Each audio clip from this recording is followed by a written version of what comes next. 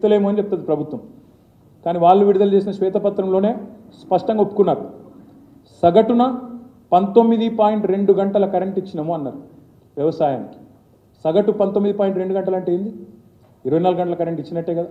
దబ్బని ఎప్పుడైనా అవుటేజ్ అయితే, దబ్బని ఎప్పుడైనా 16 గంటలు అయితే, మిగతా టైంలో 24 గంటలు ఉంటేనే కదా సగటు 19 గంటల 20 నిమిషాలు వచ్చేది.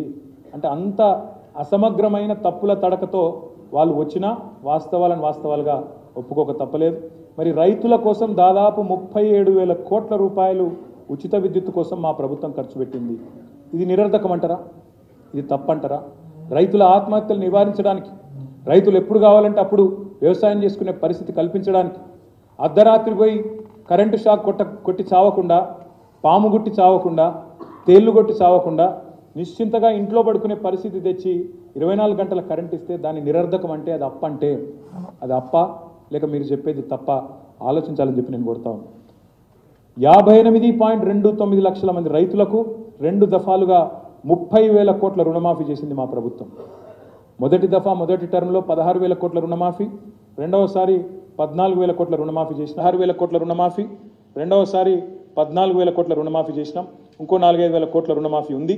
అది కూడా తప్పకుండా చేసేటోళ్ళం. కానీ దురదృష్టవశాత్తు ఈ మధ్యలో ఎలక్షన్ రావడం, దానివల్ల 30,000 కోట్ల కాడికి ఆగిపోయింది. ఇది చేసింది మా ప్రభుత్వం. ఇది వాస్తవం. రైతు బంధు పేరుతో భారతదేశంలో ఏ ప్రభుత్వం ఏ నాయకుడు చేయలేదు.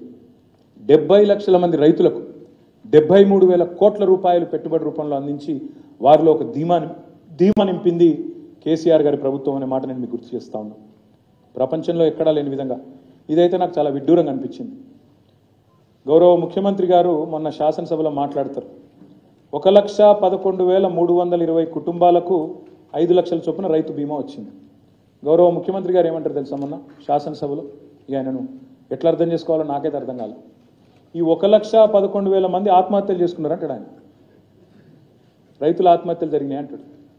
సహజ మరణాలకు కూడా ఏ రకంగా మరణించిన రైతు ఆ కుటుంబం రోడ్డు మీద పడద్దని చెప్పి రాష్ట్రంలోని 40 లక్షల మందికి మేము రైతు బీమా చేస్తే అందులో సహజ మరణాలే దాదాపు 99.9% ఉండి 1,11,000 కుటుంబాలకు ఇన్ని పైసలు వస్తే దీన్ని రాష్ట్ర ముఖ్యమంత్రి ఎట్లా వక్రీకరిస్తాడంటే ఎంత తప్పుల తడక అంటే వాళ్ళ నివేదిక. దీన్ని పట్టుకొని 1,11,000 ఆత్మహత్యలు జరిగినాయని మాట్లాడతాడు. ఇది వాళ్ళ పరిజ్ఞానం, ఇది వాళ్ళ తెలివితేటలు. ఇట్లాంటి ముఖ్యమంత్రిని, ఇట్లాంటి ప్రభుత్వాన్ని నేను ఏమనాలి, ఎట్లా నిందించాలా, మీరు ఎట్లా దీన్ని అర్థం చేసుకోవాలా, రాష్ట్ర ప్రజలు, రాష్ట్రంలోని రైతులు మీరే ఆలోచించాలని చెప్పి నేను కోరుతా ఉన్నాను. ఈ ఒక్క మాటలో చెప్పాలంటే తెలంగాణలో ఏం జరిగింది అంటే 9 ఏళ్లలో మా ప్రభుత్వం మేము కొనుగోలు చేసింది గింత రైతుల నుంచి. సివిల్ సప్లైస్ కార్పొరేషన్ అప్పులు అంటారు కానీ మరి గింత కొనుగోలు చేసినామనే మాట మాత్రం చెప్పరు. 1,34,000 కోట్ల 768 కోట్ల రూపాయలు విలువ చేసే ధాన్యం కొనుగోలు చేసినాం. ఇతర పంట ఇదేమో వరి, ఇతర పంటలు దాదాపు 11,500 కోట్లు. జొన్నలు కానీ మా ఆర్మూరు ప్రాంతంలో, ఇతర ప్రాంతాల్లో మా జీవన్ రెడ్డి గారు ఇక్కడే ఉన్నారు, జొన్నలు, మొక్కలు అవన్నీ కలుపుకుంటే దాదాపు 1,50,000 కోట్ల విలువ చేసే ధాన్యాన్ని రైతుల నుంచి కొన్న రైతు ప్రభుత్వం మా ప్రభుత్వం అనే మాట నేను మీకు విజ్ఞప్తి చేస్తా ఉన్నాను. ఏం జరిగింది తెలంగాణలో కేసీఆర్ వచ్చినాక? ఇప్పుడు నేను చెప్పిన సాగునీరు, నేను చెప్పిన విద్యుత్తు అన్నింటి వల్ల జరిగింది ఏంటంటే ఇది సకాలంలో ఎరువులు ఇచ్చినాం, విత్తనాలు ఇచ్చినాం, రాయితీ కింద 1000 కోట్లు ఇచ్చినాం.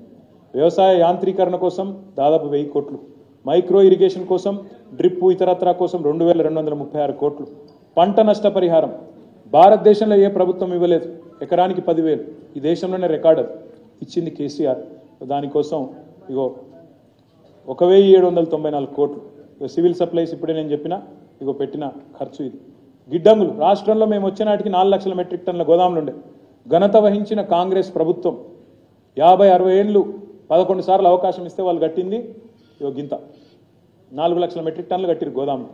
మేము వచ్చినాక దాన్ని 6 రెట్లు పెంచి 25 లక్షల మెట్రిక్ టన్నులకు తీసుకుపోయిన మాట వాస్తవం. రైతులందరూ కలిసి కూర్చునేటట్టు 2,600 రైతు వేదికలు, ఇది రాయపర్తిలో మా మినిస్టర్ గారు, ఆనాటి మినిస్టర్ గారు దయాకర్ రావు గారు కట్టించిన రైతు వేదిక సొంత ఖర్చులతో ఇట్లాంటివి 2,601 కట్టినాం. దానివల్ల ఏమైందంటే ఇవన్నిటి పర్యవసానంగా ఉచిత కరెంటు, రైతుకి ఇచ్చిన పెట్టుబడి, ఇట్లాంటి అన్ని రకాల ఇంటర్వెన్షన్స్ వల్ల జరిగింది ఏంటంటే ఇది పెరిగిన సాగు. ఆ రోజు 2014లో 2 పంటలు కలిపితే 1,31 కోట్లు. మరి ఈరోజు తెలంగాణ 2,68,00,000 ఎకరాలు 2 పంటలు కలిపితే ఇది ఆనాడు వరి ధాన్యం 2014లో మొత్తం ఉత్పత్తి 68 లక్షల టన్నులు, ఈరోజు 3.5 కోట్ల టన్నులు. ఈ సంపదను దేంతో కొలుస్తారు? ఈ సంపద ఎట్లా కొలుస్తారు? ఈ సంపద ఎట్లా చెప్తారు ప్రజలకి? దయచేసి ఆలోచించాలని చెప్పి నేను కోరుతా ఉన్నాను. తెలంగాణలో అటు పాడితో పాటు పంటతో పాటు ఇటు పాడి వ్యవసాయ అనుబంధ రంగాలు కూడా అద్భుతంగా పురోగమించినాయి. మా ముదిరాజ్ సోదరులు, మా గంగపుత్ర సోదరులు ప్రభుత్వం తీసుకున్న ఒక్క చర్య వల్ల మేము ఖర్చు పెట్టింది దాదాపు 433 కోట్లు. 2014లో ఆనాడు 2.68 lakh టన్స్ ఉండేది మొత్తం ఫిషరీస్. ఇవాళ భారతదేశంలో number 1 state in inland fisheries Telangana. Number 1 state. ఎందుకు? 433 కోట్లు ఖర్చు చేసినాం. దాదాపు 500 కోట్ల చేప పిల్లలు పంపిణీ చేస్తే దానివల్ల మేము సృష్టించిన సంపద 30,000 కోట్లు. ఇది ఎందుకు చెప్పలే? మీరు ఇతరులు, మా గంగపుత్ర సోదరులు వాళ్ళు సృష్టించిన రాష్ట్ర సంపద ఇది. ఇగో మా గొల్ల కుర్మ సోదరులు, మా యాదవ సోదరులు, కుర్మ సోదరులు వాళ్లకు మేము ఒక చిన్న కార్యక్రమం తీసుకొని NCDS ద్వారా మేము ఒక జీవ సంపద పెంచే ప్రయత్నం చేస్తే గొర్రెల 15,000 కోట్ల సంపద మా యాదవ సోదరులు, మా కుర్మ సోదరులు. దీన్ని ఎందుకు చూపెట్టారు మీ శ్వేతపత్రంలో? ఇగో మా రైతులు సృష్టించిన సంపద 68 లక్షల టన్నుల నుంచి 3.5 కోట్ల టన్నులకు చేరింది. మా పాడి రైతులు సృష్టించిన సంపద 4.2 మిలియన్ టన్నుల నుంచి మరి ఈరోజు 5.8 మిలియన్ టన్నులకు పెరిగింది. మీకు చేతనైతే ఈ పని చేయండి. 2014లో ఆనాడు 27,000 ఎకరాల్లో ఉండేది మరి ఆయిల్ పామ్. మేము దిగిపోయే నాటికి మొన్న 2 లక్షల ఎకరాలకు తీసుకొని పోయినాం. మేము టార్గెట్ పెట్టుకున్నాం 2025 కల్లా 20 లక్షల ఎకరాలకు తీసుకొని పోవాలా ఆయిల్ పామ్ అని చెప్పి. దమ్ముంటే చేత అయితే ఇగో ఈ పని చేయండి.